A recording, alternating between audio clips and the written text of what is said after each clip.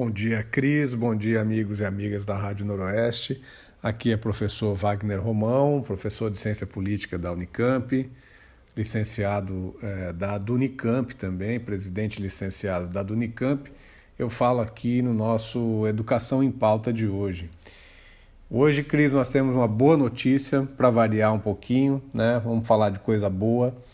Nós conseguimos, né, ontem, depois de muita pressão da sociedade civil, né, da campanha nacional pelo direito à educação, de inúmeras entidades no campo da educação e até fora do campo da educação, né, fazer a aprovação do Fundeb, o Fundo de Manutenção e Desenvolvimento da Educação Básica e de Valorização dos Profissionais da Educação, né? O Fundeb, ele tinha data para acabar, né? Seria no final desse ano, e ele é um fundo extremamente importante, né? Ele é responsável por 40% de todos os gastos das redes públicas de ensino de educação básica, né? Portanto, ele é fundamental, né, para o financiamento da educação básica. Como é que funciona o Fundeb, né? Ele é um fundo formado por uma parte dos recursos, né, captados, né, via população, via contribuinte, pelos impostos, né, fundos de estados, né, e de municípios, e a União, né, o governo federal, ele complementa esse valor justamente para aqueles estados e municípios que não atingem um valor mínimo a ser gasto por aluno no ano, né? Atualmente, nas contas que nós temos hoje, né, o complemento federal, o complemento do governo federal é de 10%. Qual que era a grande batalha, né? Primeiro, tornar o Fundeb permanente, né? Porque o Fundeb já era um desenvolvimento, né, a partir do Fundo de Manutenção e Desenvolvimento da Educação Fundamental, do Ensino Fundamental, né, criado ainda lá no governo Fernando Henrique. O Fundeb, criado no governo Lula, era uma renovação, né, do Fundef e uma ampliação do Fundef também, né, para pegar toda a educação básica, incluindo, portanto, o ensino médio, né, educação infantil, mas ele também tinha um prazo para acabar. Então, a PEC, né, a proposta de emenda à Constituição, que foi aprovada ontem em primeira votação na Câmara dos Deputados, ela torna o Fundeb permanente, né, quer dizer, um fundo permanente para o financiamento da educação básica e a valorização dos profissionais da educação, né? Então esse é um aspecto muito importante. Um segundo aspecto importantíssimo também é que a previsão, né, é que a União, que atualmente completa 10%, né, do Fundeb, ou seja, aquilo que os estados e municípios não conseguem chegar, ou seja, são recursos da União que vão para os estados e municípios mais pobres, né, aqueles que precisam mais do apoio federal. Esse recurso ele vai se ampliar de 10% para até 23%, né, em 2026, ou seja, nós vamos ter aí 6 anos, né, 5 anos, 6 anos, para chegar até esse complemento de 23%. A partir do ano que vem já, né, se complementa em 12%, já chega a 12% o complemento do Fundeb, né, a partir da União, não é isso? O terceiro elemento que acho que é importante, né, é que obrigatoriamente 5% desses recursos, né, desse complemento, quando a gente chegar lá em 2026, né, eles devem ser aplicados exclusivamente na educação infantil, né, quer dizer, aí nas crianças que estão iniciando mesmo o seu processo educacional, a sua formação, né, as primeirinhas ali, experiências com as letras, com os números, né, com a sua sociabilidade e assim por diante, né?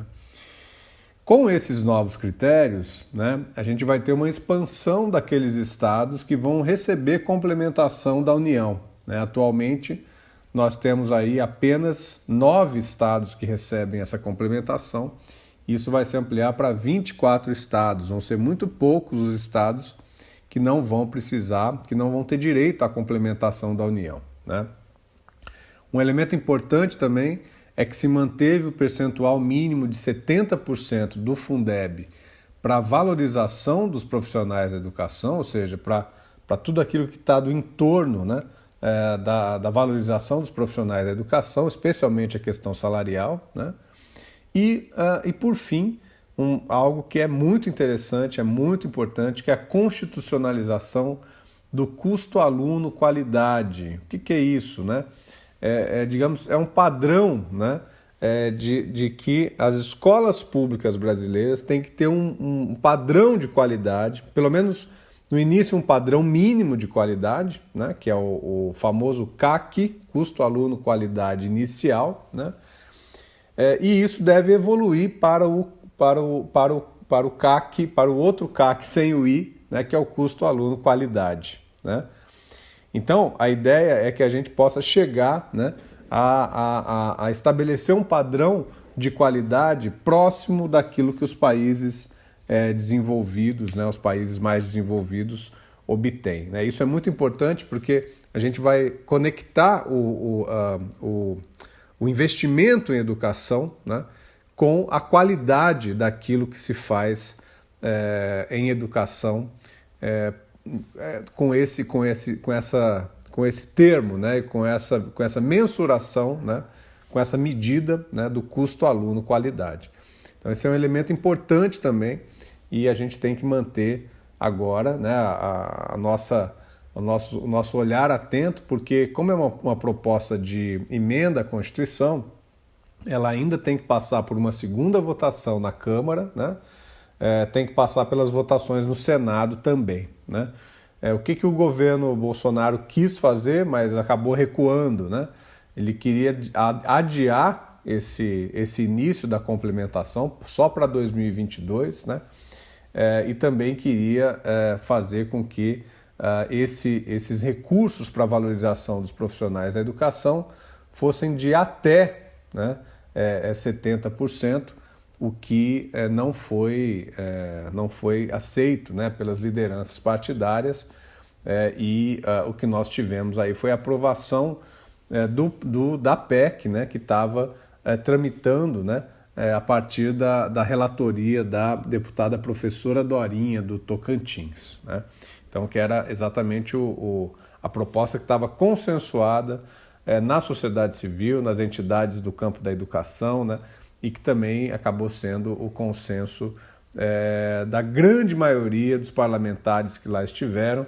Se eu não estou enganado, apenas 7 parlamentares contra 499, né, votaram contra, né, o Fundeb, esse novo Fundeb, que é um passo realmente muito importante para a valorização da educação básica, né, para a manutenção, para o desenvolvimento da educação básica, para que a gente possa, enfim, ter a garantia de que a gente, enfim, recursos não podem faltar. Claro que os recursos orçamentários não são a única solução, nós temos que investir em qualificação, temos que investir, né, em qualidade da educação, mas é muito importante a aprovação do Fundeb na noite de ontem, ainda em primeira votação, mas nós temos expectativa de que a aprovação vai se dar também na segunda votação na Câmara e nas 2 votações no Senado.